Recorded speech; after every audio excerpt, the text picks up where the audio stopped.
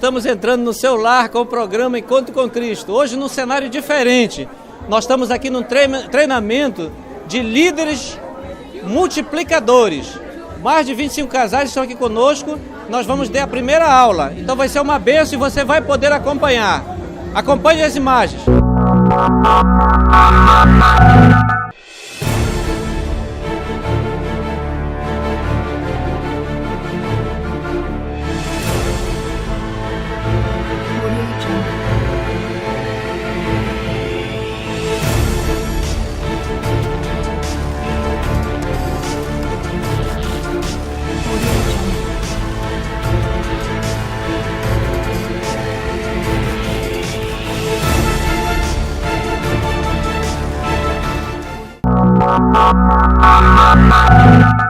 Existem dois grandes chamados de Deus para a vida do homem e da mulher. O chamado para a salvação, que é o chamado mais importante, né? E o chamado, tá dando para ler atrás? Tá? E o chamado para a obra de Deus. E aí eu quero traçar aqui um paralelo rapidinho de 3 pontos assim que eu considero mais importantes sobre esses dois chamados. O chamado para a salvação, ele alcança todas as pessoas. A Bíblia diz que a vontade de Deus é que nenhum homem se perca, mas que todos cheguem ao pleno conhecimento da verdade. O chamado para a obra de Deus, ele é mais restrito. Ele alcança somente os salvos. Então o Senhor, ele não chama quem está no pecado, quem ainda não entregou a sua vida para Jesus, para a obra dele. Não, primeiro o Senhor chama para a salvação, depois o Senhor chama para a sua obra. Então nós estamos já nesse segundo chamado, chamado para a obra de Deus. O chamado para a salvação, ele ocorre pela graça, mediante a fé, ou seja, o sacrifício já foi feito, o preço já foi pago, a pessoa só tem que, na verdade, reconhecer o sacrifício de Jesus, entregar a sua vida para Ele, e a salvação, ela é pela graça mediante a fé.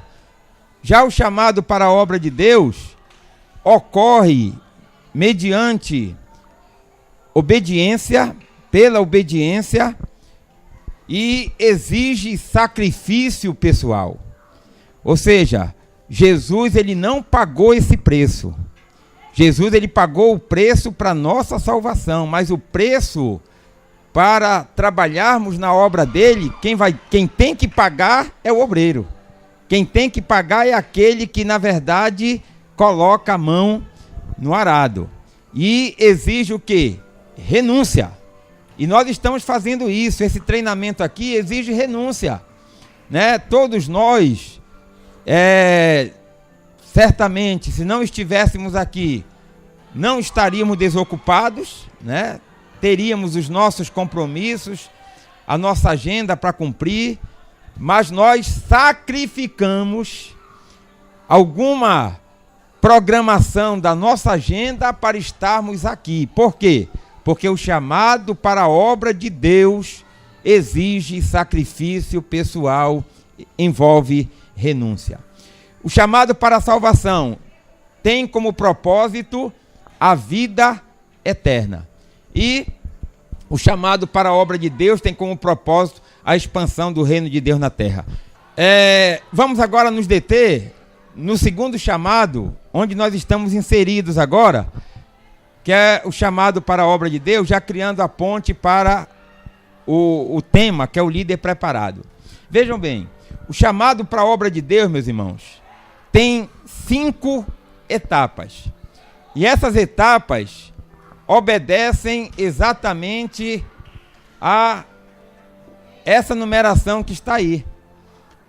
Não adianta querer atropelar, porque o nosso Deus, ele é ordeiro e é dessa forma que funciona. A primeira etapa do chamado para a obra de Deus, meus irmãos, é a convocação. Todos os salvos são convocados para fazer a obra de Deus. O Senhor não exclui ninguém.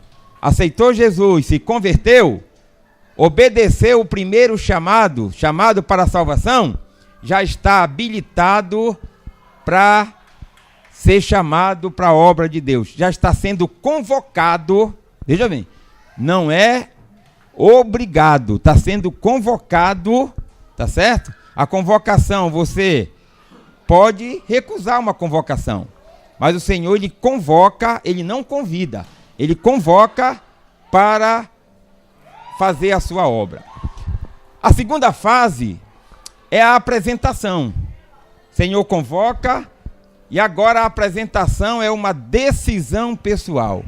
É o famoso eis-me aqui do profeta Isaías, né? Eis-me aqui, envia-me a mim. É você se apresentar para o Senhor. Estou aqui. Não pense ainda em preparação, meu irmão.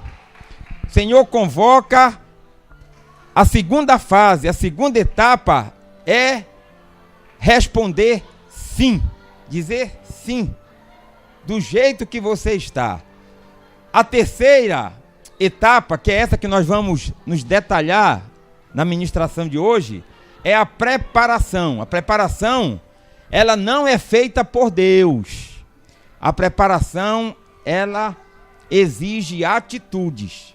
Ou seja, o Senhor, ele trabalha em cima de um posicionamento do obreiro. Então, na preparação que a gente vai detalhar para vocês, exige atitudes. A quarta fase, e a gente ouve muito, né? Dizendo, olha, vai te capacitar. Meus irmãos, a capacitação não é feita pelo homem. Nós não estamos capacitando vocês aqui para serem líderes multiplicadores. Nós estamos, na verdade, treinando, estamos preparando vocês, porque a capacitação é uma obra realizada pelo Espírito Santo de Deus. Então, quem capacita é o Espírito Santo. Agora, a capacitação, ela vem depois da preparação. Primeiro tem que haver a preparação para que o Espírito Santo possa fazer a capacitação. Capacitação é a ação do Espírito Santo concedendo virtudes essenciais para o exercício da liderança na obra de Deus. Aí eu coloquei algumas virtudes. Visão espiritual. Ninguém tem visão espiritual por decreto. Hoje eu vou ter visão espiritual. Meu irmão, visão espiritual quem dá é o Espírito Santo. Faz parte da capacitação. Sabedoria. Não, hoje eu vou ser sábio. A sabedoria diz assim, olha, se alguém tem falta de sabedoria, peça a Deus. Então é uma virtude do Espírito Santo que faz parte da capacitação do obreiro. Prudência. A prudência também é uma virtude da capacitação, discernimento, maturidade, equilíbrio, sensibilidade, sensatez. Não são palavras sinônimas. A sensibilidade tem a ver com o coração. O líder precisa ser sensível. Não pode ser a ferro e fogo, tem que ser desse jeito, tem que ser... Não, ele tem que ter a sensibilidade. Ele está lidando com algo que é muito precioso para o Senhor. Aliás, nada é mais precioso para o Senhor do que as pessoas. Sensibilidade. E a sensatez tem a ver com a razão. Coração e razão. E a retribuição, meus irmãos. Ou seja, a quinta etapa. Quando você decide aceitar a convocação do Senhor, passar pela preparação. O Espírito Santo, ele vai te capacitar como ele está te capacitando. E o Senhor, ele retribui.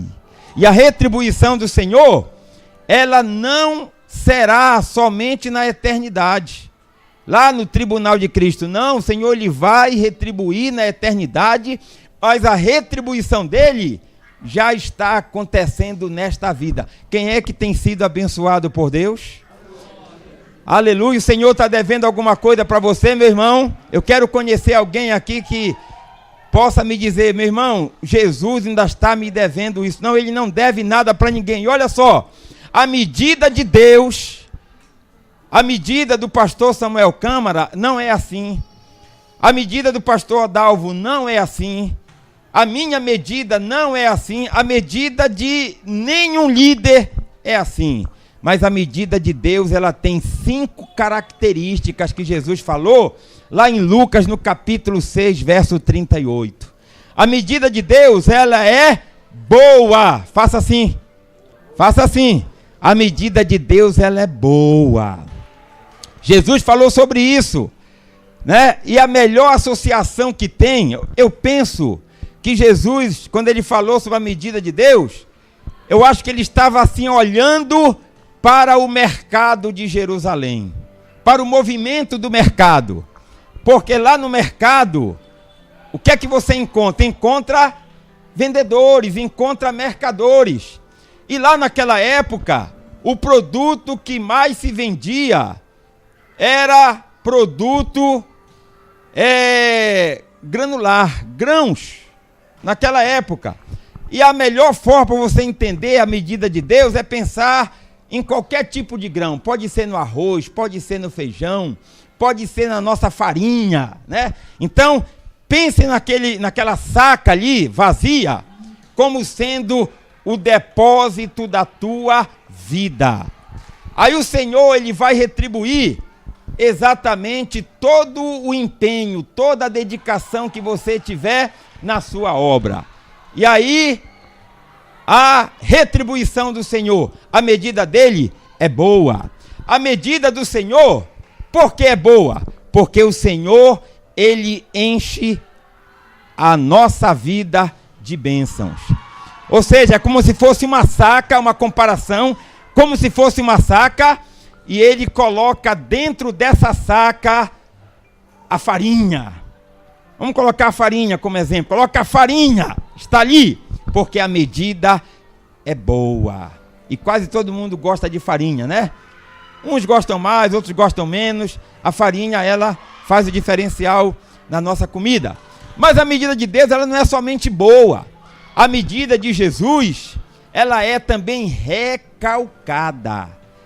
A palavra recalcada significa calcar novamente. O que é calcar? Faça assim, com as duas mãos. Faça assim com as duas mãos. Ou seja, primeira medida é boa. O Senhor coloca muita farinha na saca.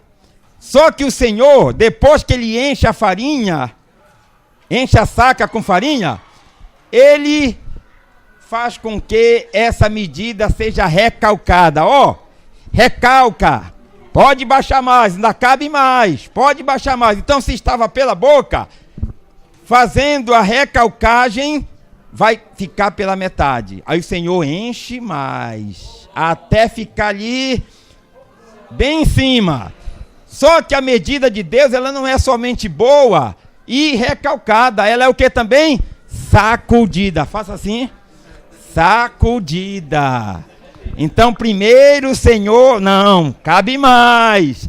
Aí depois, o Senhor, ele sacode para distribuir, para não ficar nenhum espaço sem ser ocupado pelo grão. A medida, ela é sacudida. E a medida do Senhor, ela é o que também? Transbordante. O Senhor, ele enche tanto o nosso depósito, que por onde eu passar, por onde você passar, como obreiros do Senhor, a bênção de Deus vai chegar naquele lugar. Bendito seja o nome do Senhor, porque é uma medida transbordante. Faça assim, transbordante. Ela é transbordante. E é também uma medida generosa. A generosidade de Deus. Ou seja, o Senhor ele faz isso porque ele é bom e ele gosta de abençoar aqueles que se dedicam à sua obra. Esse nosso Deus é maravilhoso. Diferentemente do chamado para a salvação, que independe da condição da pessoa, Jesus diz assim, olha, vinde a mim como estáis, né? Cansados, oprimidos, e eu vos aliviarei. O chamado para a obra de Deus depende da preparação do obreiro.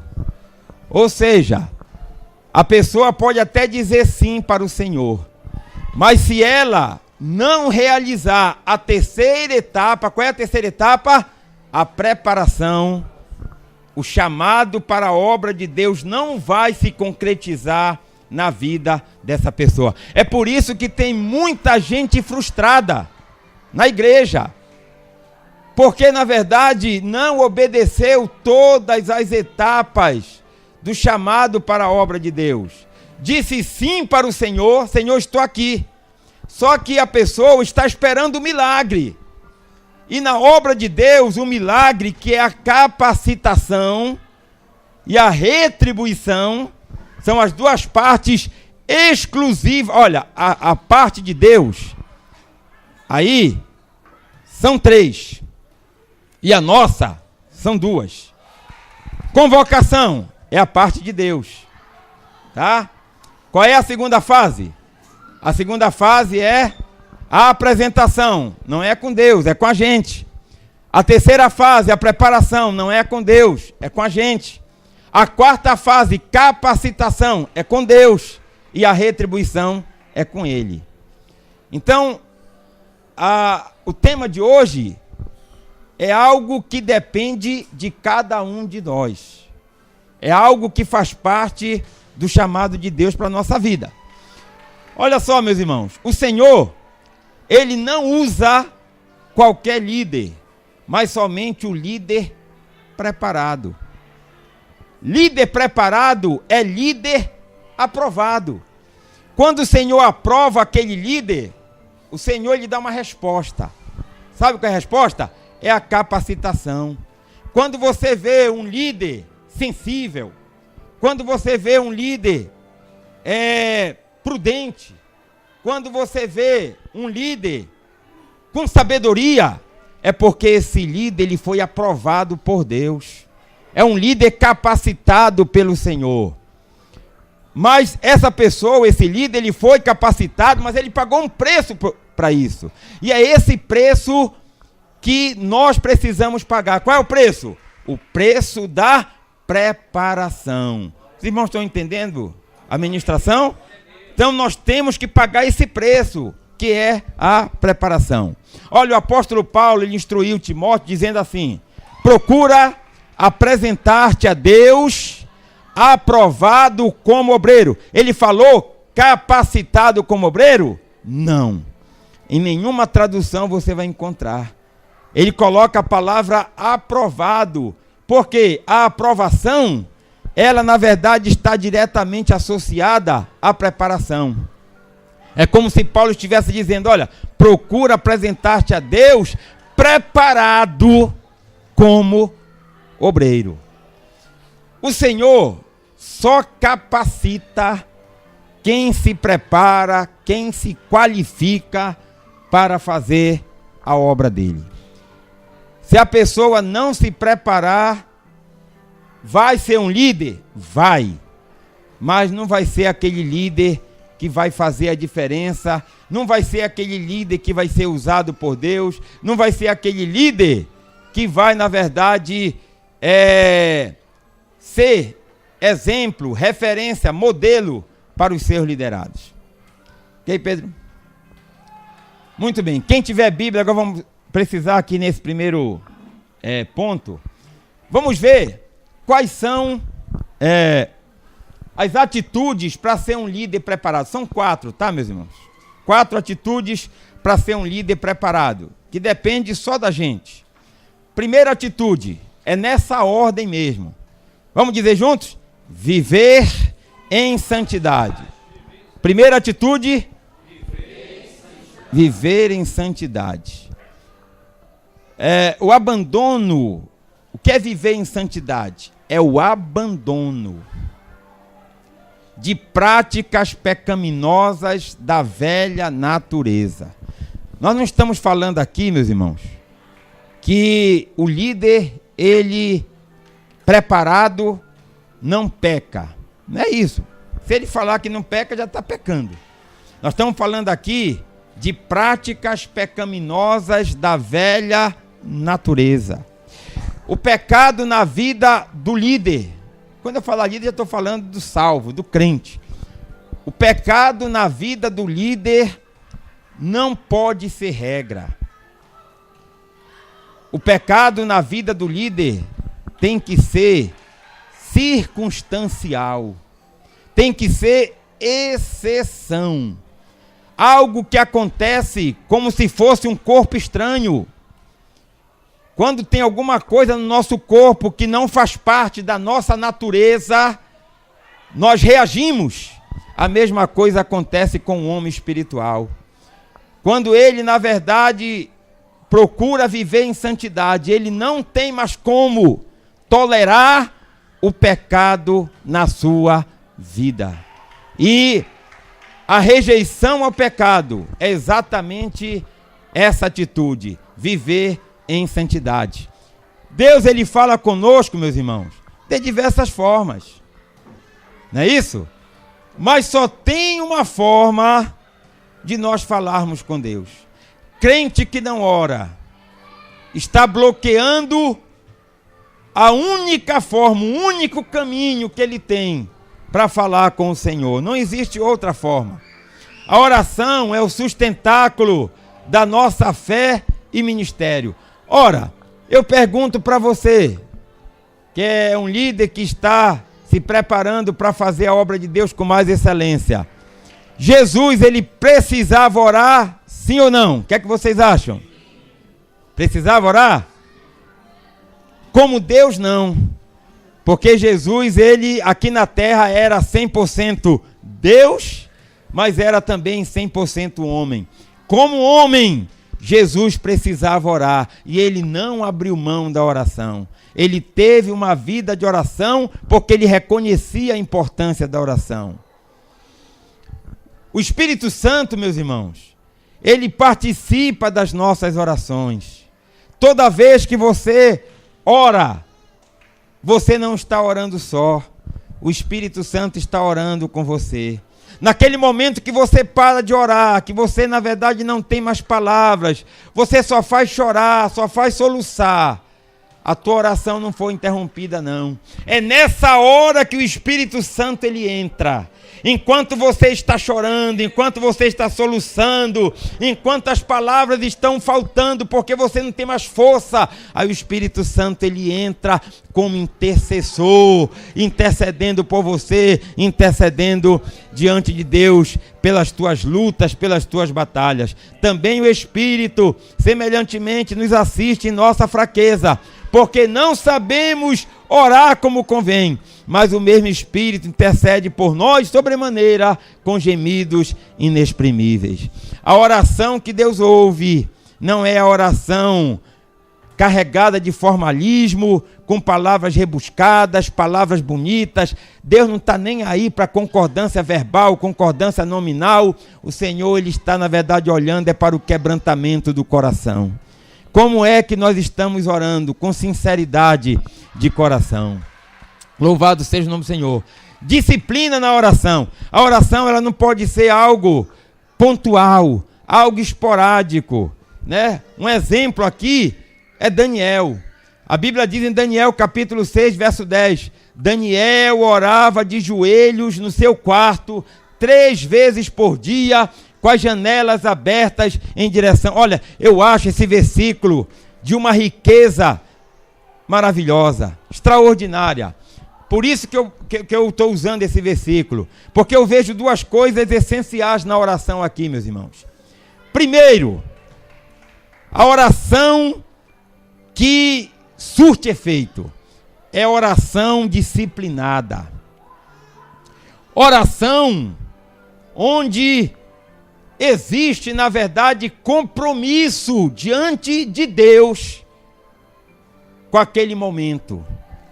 A oração não é para Deus, a oração é para nós mesmos.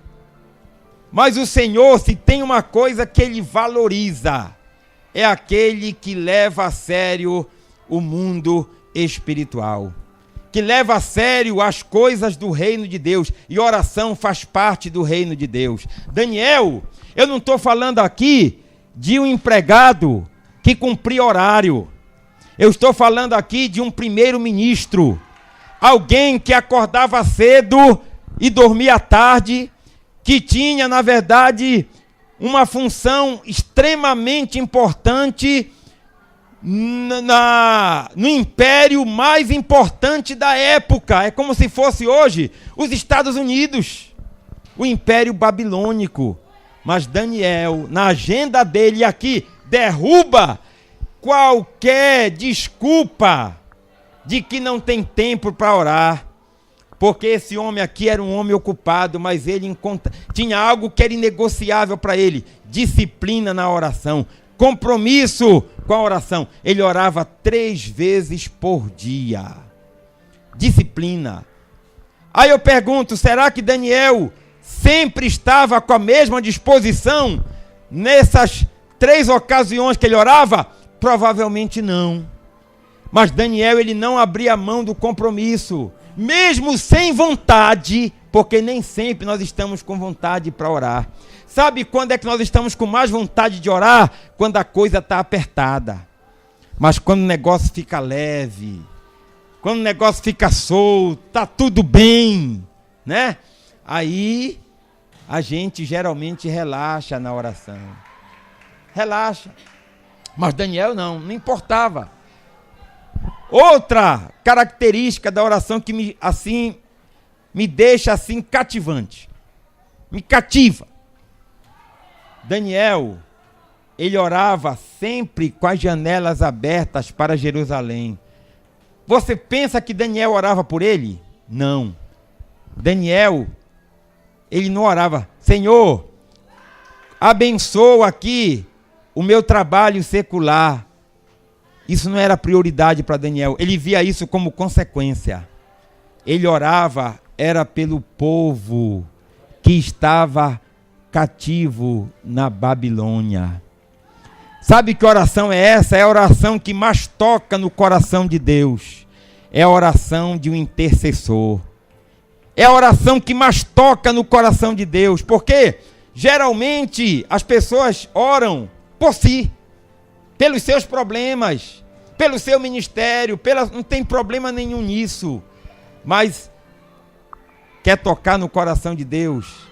Dedica um período para orar pelos teus liderados. Orar pelas pessoas que nem sabem que você está orando por elas. A oração intercessora, porque o líder, ele precisa se colocar na brecha para ser, na verdade, intercessor dos seus liderados. E era exatamente isso que Daniel fazia. Então, queridos, vocês viram aí a primeira aula do treinamento de líderes multiplicadores de células. Foi uma bênção. Nós tratamos sobre o chamado. E ainda vão ter outras aulas e nós pretendemos gravar para passar no programa. Você também que sentiu no coração de nos ajudar ainda com o programa, aparece aí no seu vídeo também, agência, conta corrente. Nós já precisamos das suas doações. Que Deus te abençoe e até o próximo programa.